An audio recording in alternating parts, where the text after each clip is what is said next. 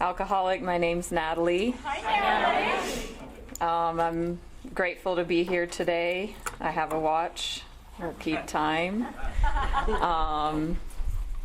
I'm just like overwhelmed right now with emotion and gratitude, and I feel like my higher power has just woken me up this morning being like, okay, you think your day is going this way, and it's going a completely different way that you would have never been able to expect when you woke up. I actually woke up today feeling somewhat of an emotional hangover. I was feeling a lot of doubt about myself, just the old ism of the disease, the I, self, me, the old ways of thinking, self-sabotaging, the disease, And I went into my meditation and came out of it just with this connection and this just miraculous blessing, reawakening to the beauty of life again. And I need that reminder. I need that connection. I need to be reminded of what it's like to wake up in my bed and know where I was last night. Wake up and feel alive. Not that I'm just existing, because in my past, in my drinking, I just existed, and I was a tool of alcoholism. It was my God, and it was my mind, it was my spirit, it had my soul, it had my heart, it had my body, it had everything. I was an automaton of alcohol, and it made all my decisions for me. So I've been sober, I would say a long time, but I think in this room it's not very long. I'm a teenager, so in my sobriety, 17 years, February 1st, 1999.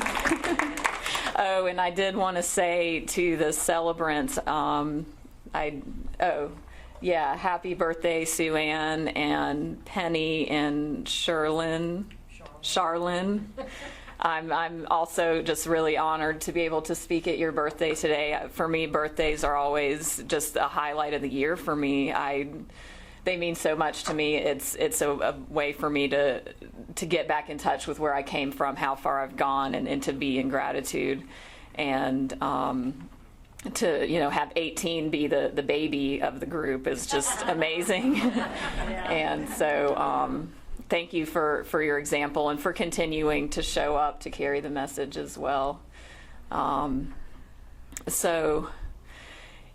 I was just saying how I reconnected with my higher power again, like I do every day and multiple times a day. But I had a spiritual experience this morning that was just amazing, and just I'm still filled with emotion. And for me, God is the higher power. God is love. And to feel love for myself is a miracle. To feel it, I feel connection with everyone else. I look at this room, I see the people in it, and I feel true and authentic care and love for you.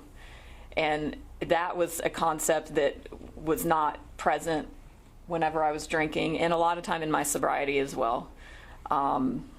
Just the characteristics of alcoholism for me is disconnection from myself, from my higher power, from everything around me. I know whenever I was in my disease, I felt like I was in an alternate reality from other people, that if my insides were so tumultuous, and I was in so much pain, just fear, bewilderment, terror, self-loathing, self-hate, and that didn't match the outsides of anyone that I saw. So I really felt so alone and defective. Even though I knew I was an alcoholic from really my first drink, I still had this perception problem seeing myself as separate, and the level of self-hatred that I had for myself, it has lasted even into sobriety. That has been one of the biggest obstacles and struggles for me to overcome, is to having a level of acceptance and love for myself, because as an alcoholic, I had loved, I got some kind of pleasure out of the pain, out of beating myself up, out of like, you're an awful person, and oh, let me do something else to prove again how awful you are, like reinforcing that in addiction and out in sobriety as well. So for me to feel today, my insides matching my outsides, and being able to see the world with new eyes is just such a gift. And so I get up and go to my computer. I work online to get started working, and there was a message from Amanda, and was like, need a speaker today at 12:30. And I got the message at 10. And I'm 50 miles away. Yeah. And I just thought, I'm going through a lot of transformation in my life right now, and I've had the disease of alcoholism has haunted me through my recovery, manifesting itself in different ways in my life, and workaholism being one of those things.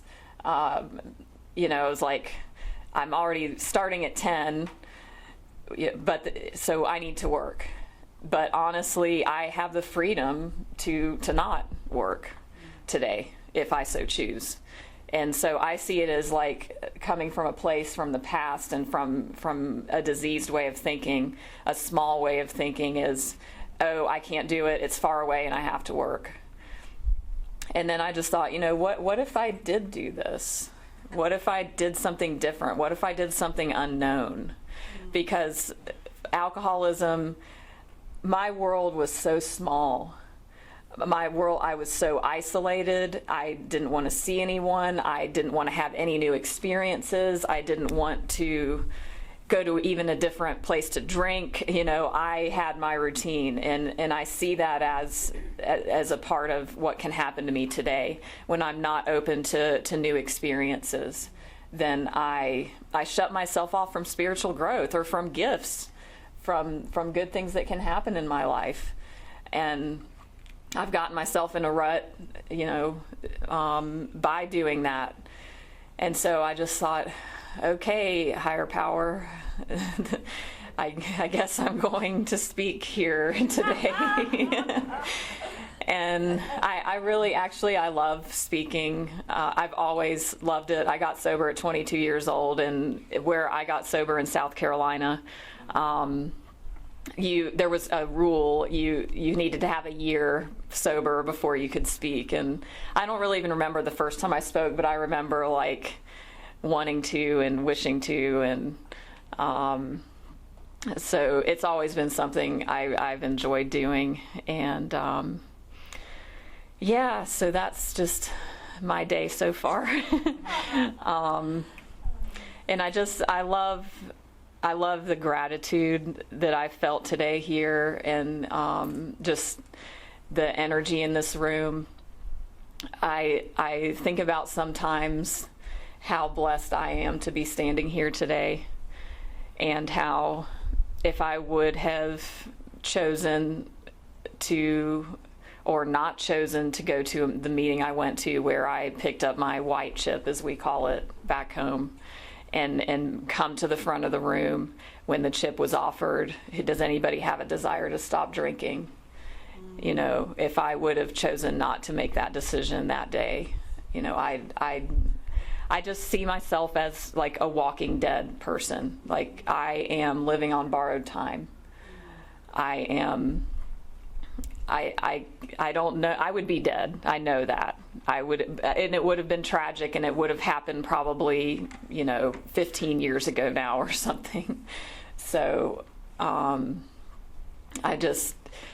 look at all the people in the room, no matter how long we've all been sober, just where we were chosen. We were chosen, but we also had to make a choice ourselves. And I had to be placed into a point in my life where I was desperate. The level of self-hatred and self-loathing, like I wanted to be dead, but I didn't have the courage to do that in some dramatic way. I wanted to escape my life somehow, like escape out the back door of my life by drinking and dying in some way, but I wanted to be like a coward about it. I just wished I could disappear from life. And I felt like I was the scum of the earth. I felt like everything I had done was worse than anything you could have done. I had a story. I had my alcoholic story, and I used it to revalidate my drinking and continue down the path. And so I came in, and I had this gift of desperation, and it was a gift to where I was in enough pain, and I was hopeless. I came into the meeting that night, and it was a speaker meeting like this. There was a man that was about 60 or 70 years old speaking that I, on the outside, had no way I could relate to. Or if I wanted to think about it that way, it'd be like, what do I have in common with him, But my heart was open, my mind was open enough to where I listened. It wouldn't have mattered who stood up here that day. It could have been an alien. I would have picked up the white chip anyway. And I felt hope. And people sitting in the rooms, when I started coming around, and that was not my second time coming into AA. I was sent to a drug and alcohol rehab center when I was 17 years old for 11 months in Memphis, Tennessee. It was a Christian-based 12-step kind of brainwashing cult military thing. If y'all have heard of Straight from the 80s, it was similar to that. So that was my first experience with the program. The minute I started drinking, I was just on. It was a light switch for me. There was no warming up to it. There was no I drank and then didn't know if I liked it. I mean, it was on. I found my soulmate. I found the missing piece. And PIECE, but also PEACE, because it filled something in me that I didn't know needed filled, and gave me something that I didn't know I needed. And from that moment on, I chased that. I chased that feeling, and it didn't matter what was in the way. The obstacles were pointless. I was going to get my drink no matter what. And that involved doing a lot of stupid, crazy things as a teenager that led me to getting sent to this rehab, because my parents they didn't know what to do with me, so they sent me to this place. And I ended up relapsing. I had about a year and a half. I was in there for 11 months, and then I started AA. I was 18 years old and came into AA, and I got a sponsor. She was old. She was 35. I was 18. I mean, she was like twice my age at the time. But I worked the steps. And the interesting thing for me is after getting out of that treatment center, it wasn't a requirement for me to even really go to AA or do the steps. I wanted it. I wanted sobriety at that time. And I enjoyed going to AA. I was in Memphis, and I know I worked the first 5 steps with that sponsor, and then I moved back to South Carolina and moved in with my family, and I just started thinking, maybe I'm too young, maybe if my parents weren't so hard on me, maybe if I could have just done what I pleased and they would have let me do what I wanted, all these consequences wouldn't have happened. And really, the other part of it was, if I'm honest, is I started looking around the rooms for guys to date. Like something I was looking for something outside of myself to fill the void again. My focus shifted. My main focus was not going to a meeting for my recovery anymore. I was like, oh, is there I want a boyfriend.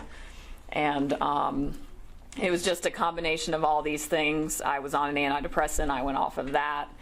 And then I made a decision that I wanted to relapse. And it was like, I am making this conscious decision. I am going to drink, because the treatment center had been very regimented, and I'm very honest.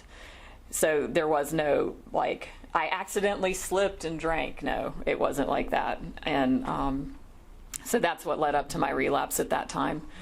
And I had an awful 3.5 years of hell. And, I had regained my spiritual connection in that time in my sobriety. And I remember I was living in this house after I had relapsed with like all these people, and none of us worked, and we ate ramen noodles every day because we just spent all our money on alcohol. And I remember just feeling that feeling that we all know, that I can't escape from myself no matter what I do, no matter how much I drink. It's like this empty place where there's nothing there. There's just it's this spiritual void, and being faced with that. And I remember it was at night, and I looked up at the stars, and just this pain in my heart and desperation. And I wanted to feel a connection to something. I wanted to feel that again because I had it. I knew what it was like to feel connected to my higher power. And I couldn't get it. There was something blocking me. There was just something in the way. Even though I wanted it and I craved that connection, I couldn't get it. And I was in such pain from that. And I felt so much regret for relapsing. And I was ending up homeless. I lived in a room where I got a job detailing cars, and I lived in the room where they kept the floor mats. There was a futon in there, and they allowed me to live in that room. I was like 19 years old. And I didn't think I deserved any better. I didn't think I was worth anything more because I had been sober, and I had a good life, and my parents gave me everything, but here I was just sabotaging over and over due to that self-hatred. So I kept creating situations and revalidating that belief in myself that I am worthless. I would treat myself like I was worth nothing, and other people would too, because that's what I was putting out. And I ended up meeting a guy, getting into a relationship. I met him at a meeting, and he was only there for court reasons, so he wasn't even sober at all. And that was what got me out the door the first time. And we moved to Orlando, Florida. I'm the queen of geographics, for sure. That was my first one, 19 years old. Always with somebody, for the most part. And that was when my alcoholism really took off, where I was drinking consistently every night. I was getting stomach ulcers. That physical craving for alcohol ruled my life. I had the worst hangovers. I would throw up every morning, 21 years old, throwing up every morning from my drinking. And I also, I did drugs, but it's all whatever. So just to say that, but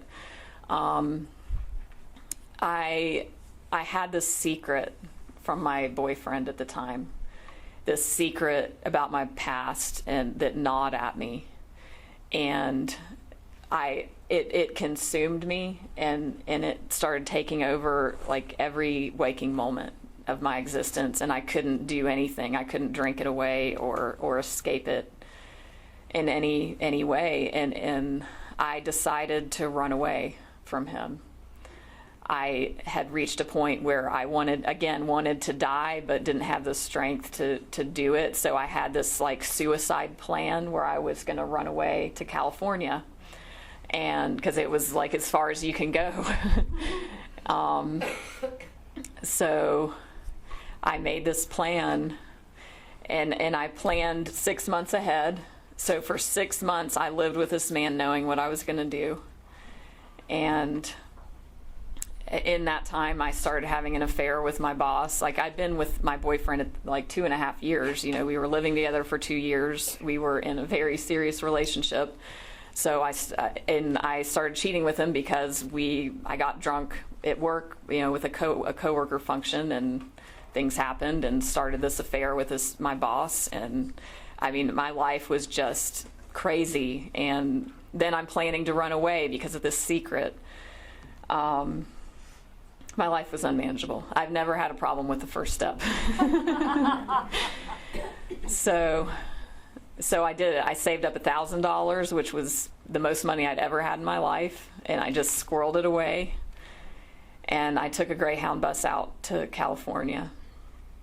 And I ended up in we are in Southern California, but I ended up in the inland part. And I don't even want to go into it, but I'm lucky that I'm alive. I really am. I was 22 years old. Just nobody on the planet knew where I was. Nobody. And my parents, I later found out, had hired a private investigator to find me. And every week we would watch America's Most Wanted, and I'm expecting my picture to come up on the missing section. And I mean, we were seriously looking. So yeah, that was an awful time.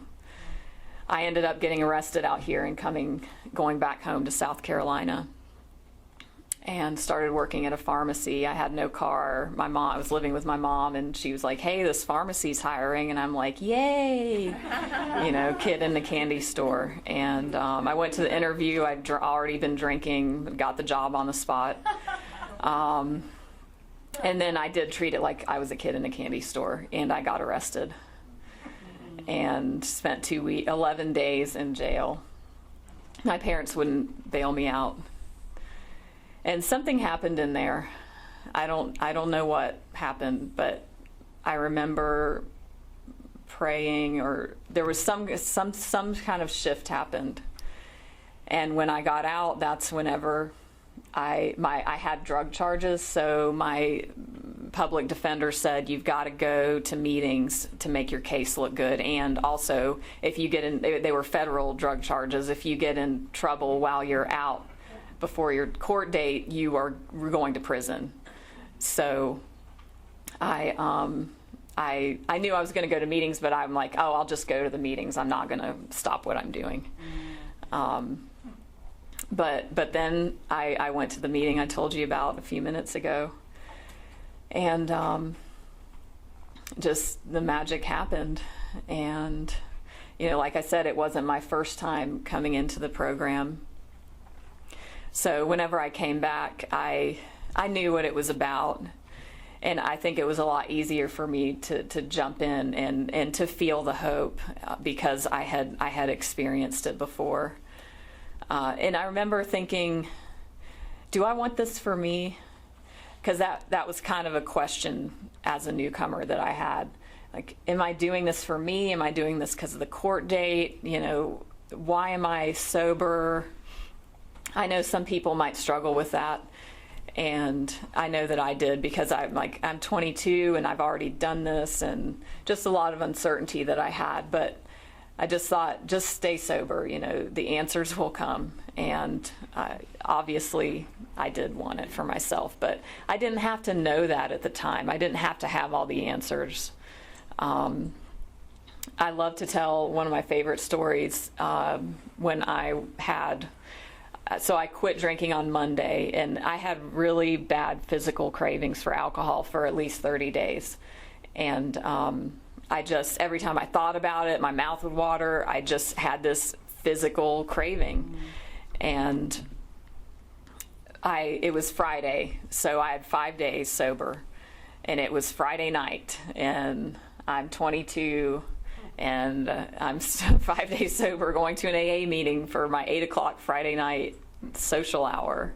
And I was craving alcohol a lot. And I went to the meeting and left the meeting, and I still wanted it. Like the other meetings I had been to, whenever I went, it would give me some relief, but this time there was no physical relief in going to the meeting. And it was this overwhelming craving.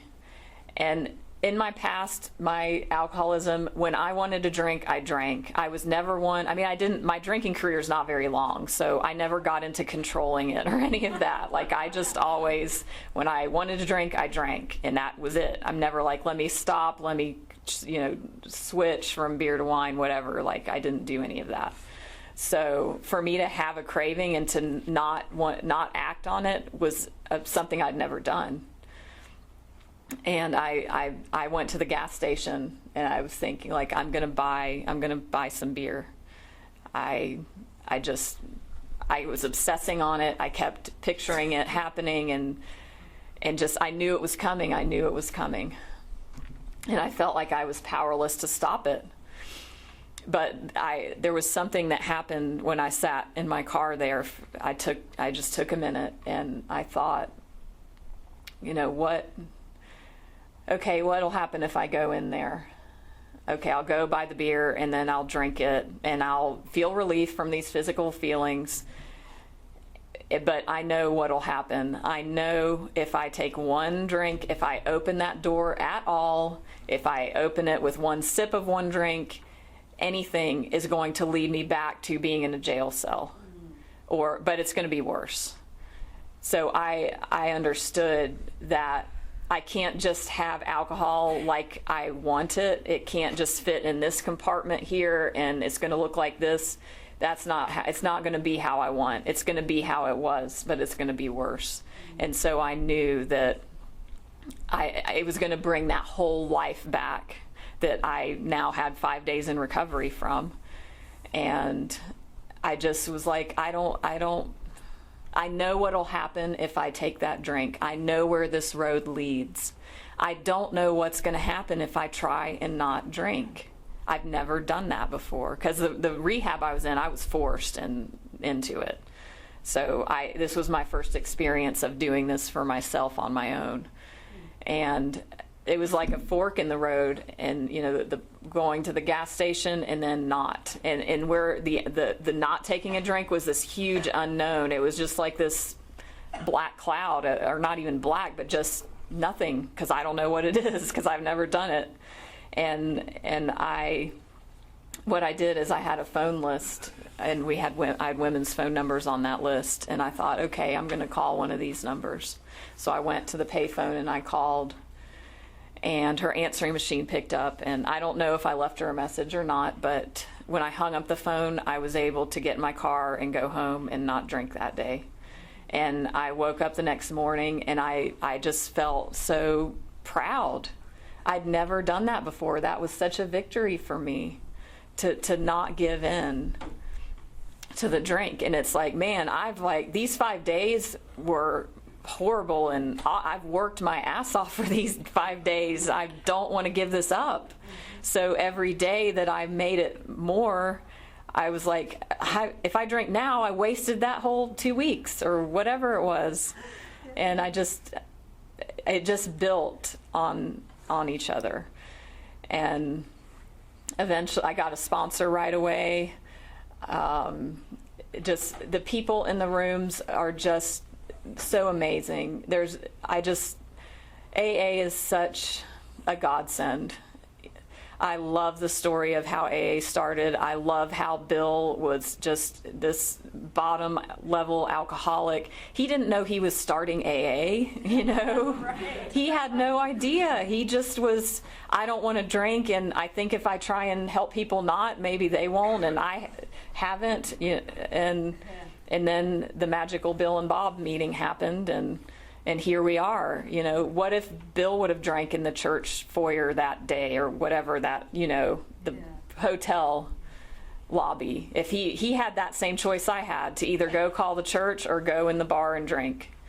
And if he would have drank, like, none of us would be here. And that's so powerful for me to remember. And just my early sobriety was amazing. I was on a pink cloud for a number of months. I had woken up to life. I was no longer enslaved by alcohol. It wasn't plaguing my every thought and every decision and every move I made. I was free, and I felt such an amazing freedom. And the thing is I had the willingness. I worked through the steps, but there were some things I wanted to hang on to because, hey, I'm 22 and I am still going to have fun. And, some of this stuff is okay for you to do, but I'm going to do things my way. And so I'm going to date whoever, they say don't date for the first year. Well, I'm not going to do that. I'm going to just get in relationships. And in that area of my life, I was still insane. And so what I had to find out was, it took me about 1.5 years of sobriety before I really saw clearly this disease does not stop just because I put down the drink and go to meetings. And I did work the steps, like I said, but it takes a level of vigilance. For me to have true sobriety takes work and discipline. And that's not something innately that I have or want to do. And, I immediately had so many benefits in my life when I got sober. I don't know if that's what happens with everyone, or I kind of think maybe because I was young, I didn't have anything, I didn't lose anything because I never had anything. So I was starting from zero. So I went way up very quickly, in my, my material things, and I didn't have 30 years of drinking to clean up, basically. So I just woke up and had this easy, amazing life that I was kind of coasting in. And I loved meetings, and I loved AA, and I would tell everybody I met I was in it, and I was on fire for it. But at the same time, there was areas of my life that I was going to keep control over, and that I didn't want to turn over to my higher power. And I did the best I could with what I had, but the problem is that those things became my higher power, and they became the void, or I was trying to fill the void with those things instead of filling it with God, because I intellectually know all that stuff, that it's a spiritual void that needs filled, but I have to experience it. We all have to learn our own lessons, however those may be. And I kind of did the thing I think a lot of people do, maybe not, maybe it's just me, but okay, let me get some recovery, and all right, well, I don't have to do that anymore, and I don't have to go to those meetings, and I can go, I'll only go to my home group, once a week now, and I don't need to make coffee there, I'll just show up at, on time and leave right when it's over, that whole thing. So I fit it. Once it gave me my life, I let it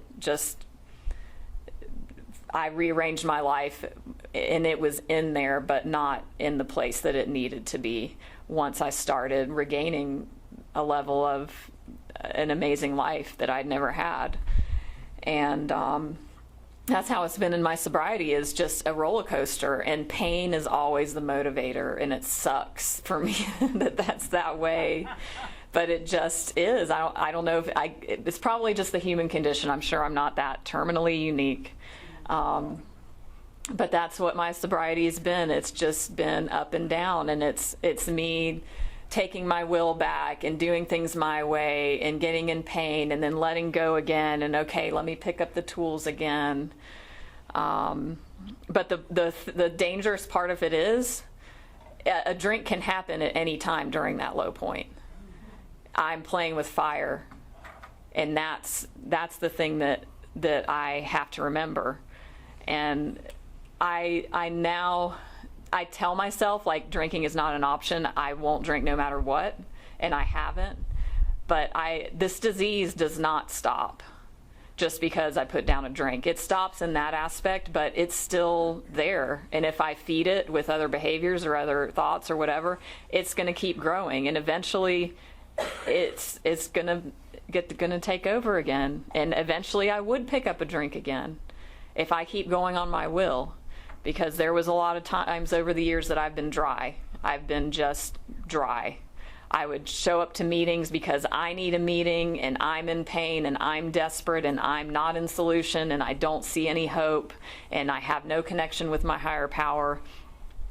And, I didn't drink, but I don't know if that'll keep continuing to happen.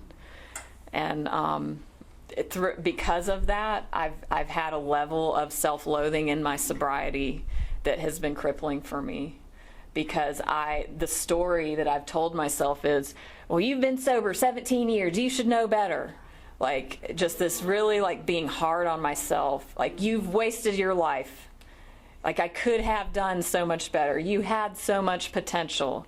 Like, those are the things that I've been struggling with in these last few years of my sobriety. And I really feel like it's a good thing to talk about because there's a lot of people in long-term recovery that are silently struggling, that are silently thinking they don't want, or I think so. I imagine this to be true. I know my own experience was I was silently struggling, but not even very silently because I would bitch to anyone, but like my friends, whatever, but just I feel like there's a need for these kind of things to be talked about because it's valid. We're only human, and recovery is up and down. And just because I have X amount of years doesn't mean my life is perfect and together and everything's great. I have almost drank many, many times. And not because I necessarily craved it, because I was in so much emotional and spiritual pain that it became an option again. So I met my husband in AA. We actually met when I was sober the first time when I was 18 and he was 30. And he had 6 months and I had over a year, so I had more time than him. And like I said, my focus was getting off, like when I started getting off the beam. So I had a crush on him. And he was a newcomer, and he was like, I'm not dating. And I was 18 and crazy. Like, he didn't want to go out with me. But then whenever I came back, he was still sober, and we started dating after like 5 or 6 years that I had sober. And we ended up getting married. And that was my second geographical cure. My world had become very small. I had stopped pretty much I wouldn't go to many meetings, a couple times a month, no step working going on. And I moved with him to North Carolina, to the country, 30 minutes from the nearest meeting. And he had no sponsor, and he just barely went to meetings himself. So you get two sick alcoholics together, and it's just not a good plan, but that's what we did. And I just had years of being dry and showing up to AA whenever I needed it for myself, thinking one meeting is going to fix me, when I'm glad it was there. I love AA, that it's always there no matter where I go. It's always there. And it's okay that I showed up to the meeting in that state. It's what I needed at the time, and I did the best I could. And that's where I have to bring some compassion for myself in those times, and not let that voice of self-hatred and regret in, because my story is exactly the way it was supposed to be, because I'm standing here right now, and so is everyone's. And as long as I can learn and am willing to learn and change and grow, there's hope for me. And I know that my experience, I'm not the only one, and I hope somebody else has gotten something out of it to where they might not feel like they're unique as well. But what happened was I ended up cheating on my husband. And I left him for a man that I was having an affair with, and he was an English teacher in Korea. And I moved to Korea for this man. Yes, you can laugh. It's crazy. It's crazy. That person is not the person standing here today, I'm glad to say. But I had to go through everything I had to go through. I'm not proud of saying that, but I don't want to stand up here and project something that's not the truth. I think being honest and authentic and vulnerable is what carries the message effectively. And that's the time I'm thinking of in my life where I'm like, thank God I didn't drink. And I don't know how I didn't drink. I don't know how. Because it was worse than being in my active alcoholism at the time. And then going to Korea, just all of that. But my time is wrapping up shortly. But I ended up leaving that man, another geographic, after about a year. I moved to Bali, and I'm just like, I didn't even plan to move there. I had to leave Korea every 3 months for my visa, and I went on a trip to Bali for 5 weeks, and I just was like, I can't go back. I'm sorry. I couldn't go back. I mean, the relationship, it was not good, and Korea was difficult, and I did go to AA there. I mean, I've always gone to meetings wherever I've been, but I ended up living in Bali for almost about a year and a half, and the meetings there were amazing. But I bring myself everywhere I go. Secret for everyone. Like, even if you live in Bali, like, I still brought my shit with me, my emotional baggage. Even though I woke up in paradise, grateful every day, looking around where I lived, and I still had this hole inside of me from all of the regret I had from what I did to my husband. And it didn't matter that I was there. It's a spiritual solution. And I was working on it. I did the steps again, but I still was not living in the solution in all of my behaviors. And I had this thing, like, this is self-loathing because it's like I had set the bar so high because I've been sober. And anyway, I ended up coming back in August due to an accident that I had in Bali, and that was also something I don't have time to get into, but I ended up coming out to Southern California from South Carolina a couple months ago, just through some synchronicities, and my life today is amazing. I am being spiritually fulfilled for the first time. There's nothing else that I have an unhealthy obsession with. There's nothing else I'm looking to fill a void. This is the first time in my life I have lived like this for the most part, and it's amazing. It's amazing. Every day is not perfect or great, but I know if I can just get in touch with the divinity that I am within and that we all are, that's where I realize, like, the love and compassion for myself, that I'm worth being sober for. I'm worth living for. I have something to offer. It doesn't, all the stuff in the past, it's okay. Like, I have to forgive myself. And I do forgive myself because I did the best I could. And that's all it is. And I'm now looking forward. I'm no longer living from the past. That I was like, I kept bringing the past with me. I'm leaving it in the past for the first time. And I'm so grateful. And it's experiences like my day today, showing up here and speaking. Whenever I turn my will and my life over to the care of God, like, hang on for the ride, because you just don't know. So thank you so much.